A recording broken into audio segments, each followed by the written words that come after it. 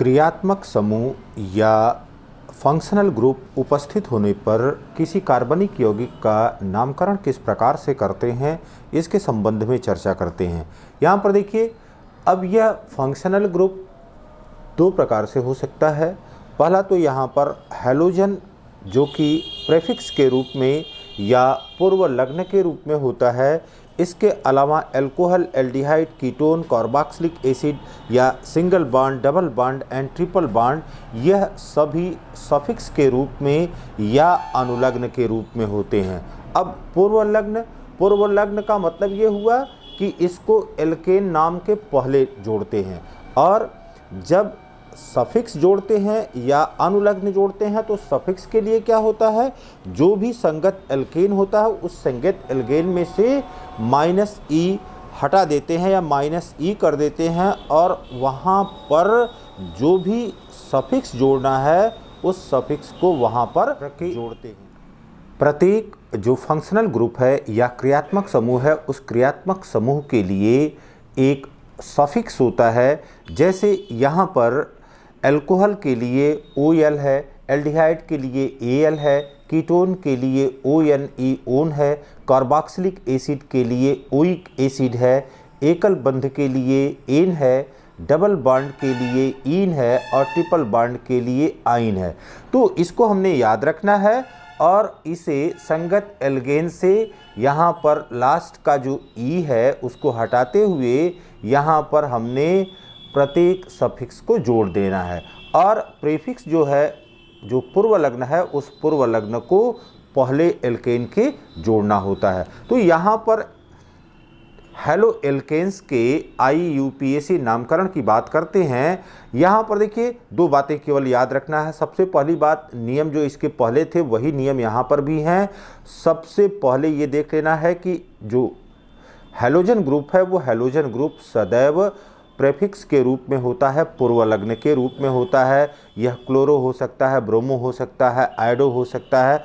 तो इस तरह से इसको क्लोरो, ब्रोमो, आयोडो या फ्लोरो इस तरह का नाम पहले लिखते हैं, इसके बाद संगत एल्केन को लिखते हैं। जो भी संगत एल्केन उसमें है उस संगत एल्केन को लिखते हैं। फिर यहाँ पर देखिए हैलोजन, दूसरी बात यहाँ पर ध्यान देना है कि अगर हैलोजन अंत में नहीं है, हैलोजन अंत में नहीं है, इसका मतलब है कि जैसे कोई ग्रुप दिया गया है, जैसे यहाँ पर अंत में आपको दिखाई दे रहा है, इसी प्रकार से यहाँ पर आपको अंत में दिखाई दे रहा है। तो अगर अंत में नहीं है तो वहाँ पर क्या करना है, वहाँ पर अंकन की प्रक्रिया करना है या नंबरिंग की प्रक्रिया करना है, और नंबरिंग की प्रक्रिया करते समय लेफ़्ट टू राइट या राइट टू लेफ़्ट यह अंकन करना है। अंकन करके यह देख लेना है कि हैलोजन ग्रुप को मिनिमम नंबर प्राप्त हो या न्यूनतम अंकीय मान प्राप्त हो, इस बात का हमको ध्यान रखना है। अब यहाँ पर देखिए, पहला जो हमने एग्जाम्पल लिया हुआ है, इसमें देखते हैं कि इसका IUPAC नामकरण क्या हो सकता है। इसका अंकन हम सबसे पहले लेफ्ट टू राइट करते हैं, 1 2 3 4। यह हमने क्या किया, लेफ्ट टू राइट अंकन किया। अब फिर राइट टू लेफ्ट करते हैं, 1 2 3 4। तो अब ये देखिए, जब हम लेफ्ट टू राइट अंकन करते हैं तो लेफ्ट टू राइट करने पर इसको 3 अंकीय मान प्राप्त हो रहा है, जबकि राइट टू लेफ्ट करने पर इसको 2 अंकीय मान प्राप्त हो रहा है।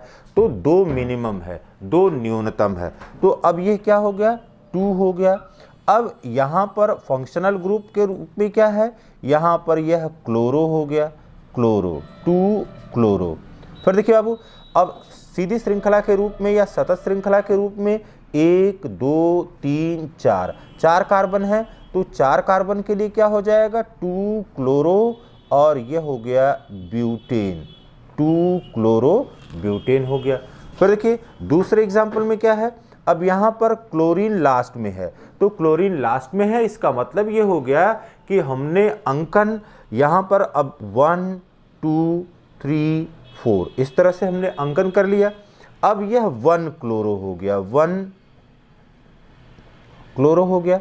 अब कार्बन कितने हैं, 1 2 3 4 सीधी श्रृंखला के रूप में, तो यह 1 क्लोरो और इसका नाम हो गया 1 क्लोरो ब्यूटेन।